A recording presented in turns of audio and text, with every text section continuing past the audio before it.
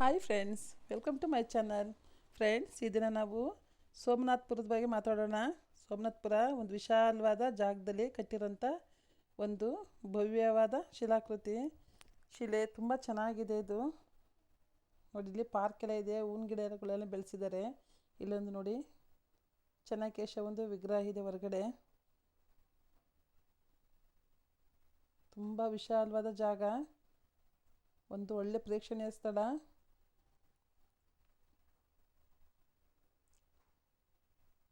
ನೋಡಿ, ಇಲ್ಲಿ ದೇವಸ್ಥಾನ ಹಳೆ ಕಾಲದ್ದು, ಹೊಯ್ಸಳರ ಕಾಲದಲ್ಲಿ ಕಟ್ಟಿರೋದು. ಇದರಲ್ಲಿ ಇದು ಗರುಡಗಂಬ. ಇದು ಒಳಗಡೆ ಎಂಟ್ರಿ ಆದರೆ ನೋಡಿ, ನಕ್ಷತ್ರಾಕಾರದಲ್ಲಿ ಜಗುಲಿ ಮೇಲೆ ಕಟ್ಟಿರೋಂಥ 3 ಶಿಖರಗಳಿರುವಂಥ ಒಂದು ದೊಡ್ಡ ದೇವಸ್ಥಾನ. ನೋಡಿ, ಶಿಲ್ಪ ಕಲಾಕೃತಿಗಳು ನೋಡಿ ಎಷ್ಟು ಚೆನ್ನಾಗಿದೆ. ಇದನ್ನು ಸೋಮನಾಥ ಎಂಬ ವ್ಯಕ್ತಿಯು ಕಟ್ಟಿರೋದು. ಇದಕ್ಕೆ ತನ್ನ ಹೆಸರನ್ನ ಇಟ್ಟು ಸೋಮನಾಥಪುರ ಅಂತ ಕಟ್ಟಿದ್ದಾರೆ. ಇಲ್ಲಿ ಚೆನ್ನಕೇಶವ ದೇವಾಲಯ. ಇದು 13ನೇ ಶತಮಾನದಲ್ಲಿ ಕಟ್ಟಿರೋದು. 1258ರಲ್ಲಿ ನಿರ್ಮಿಸಿರೋದು. ಮೈಸೂರಿಂದ 30 ಕಿಲೋಮೀಟ್ರ್ ಇದೆ. ನೋಡಿ ಎಷ್ಟು ಚೆನ್ನಾಗಿದೆ. ಹಬ್ಬ ಸೂಪರಾಗಿದೆ. ನೋಡ್ತಾ ಇದ್ದರೆ ಒಂದು ಒಳ್ಳೆ ಕ್ಷೇತ್ರ ನೋಡ್ಬೋದು. ಒನ್ ಡೇ ಪಿಕ್ನಿಕ್ಗೆ ತುಂಬ ಚೆನ್ನಾಗಿದೆ. ಬೆಳಗ್ಗೆ 9 ಗಂಟೆಯಿಂದ ರಾತ್ರಿ ಸಂಜೆ 5:30 ಗಂಟೆಗೆ ಇಲ್ಲಿ ಓಪನ್ ಇರುತ್ತೆ. ನೋಡಿ, ಒಳಗಡೆ ಒಂದೊಂದು ಕಂಬಗಳು ಒಂದೊಂದು ರೀತಿ ಡಿಸೈನ್ ಇದೆ. ನೋಡಿ, ಒಂದು ಕಡೆ ಒಂದು ಕಂಬ ಒಂದೇ ಡಿಸೈನ್ ಅದೇ, ಇವೆರಡು ಕಂಬ ಒಂದೇ ಡಿಸೈನು ಆ ಕಡೆ ಈ ಕಡೆ.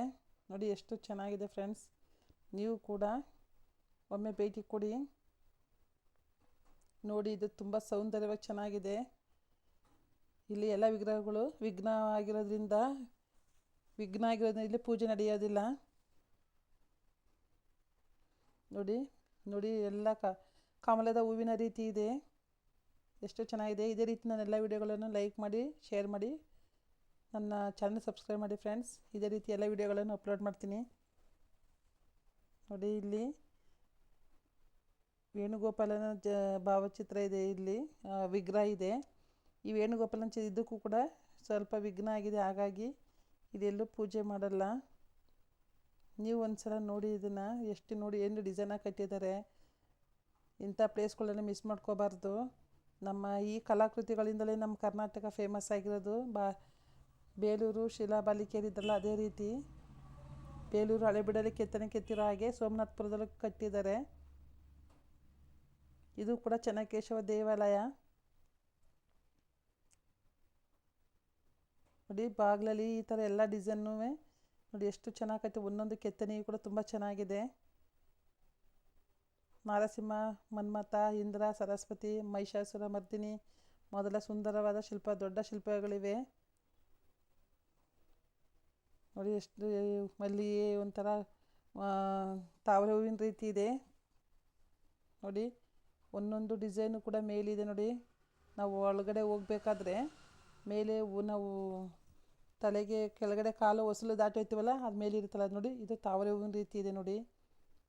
ನೋಡಿ ಎಷ್ಟು ಚೆನ್ನಾಗಿ ಮಾಡಿದ್ದಾರೆ. ಇದು ವೇಣುಗೋಪಾಲ. ಅದು ಆ ಕಡೆ ಫಸ್ಟ್ ಹೇಳೋದು ನೋಡೋದು ಚೆನ್ನಕೇಶವ, ಇದು ವೇಣುಗೋಪಾಲ ವಿಗ್ರಹ.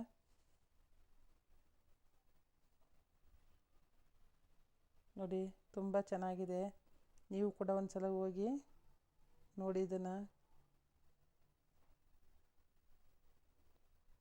ನಮ್ಮ ಕರ್ನಾಟಕವು ಶಿಲ್ಪಕಲೆಗಳಿಂದ ತುಂಬಿ ತುಳುಕ್ತಾ ಇದೆ.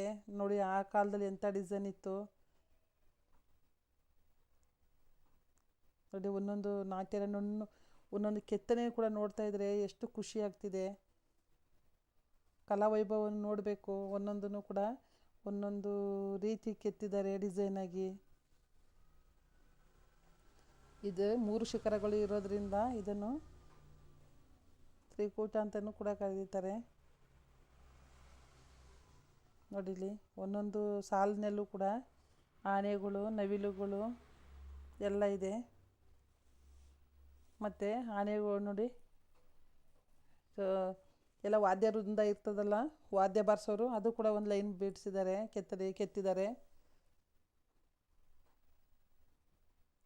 ನೋಡಿ, ಶಿಲ್ಪಕಲೆಗಳು ನೋಡ್ತಾ ಇದ್ರೆ ಕಣ್ಣಿಗೆ ತಂಪಾಗುತ್ತೆ. ಒಂದೊಂದು ಇದು ಕೂಡ ತುಂಬ ಚೆನ್ನಾಗಿದೆ ನೋಡಿ.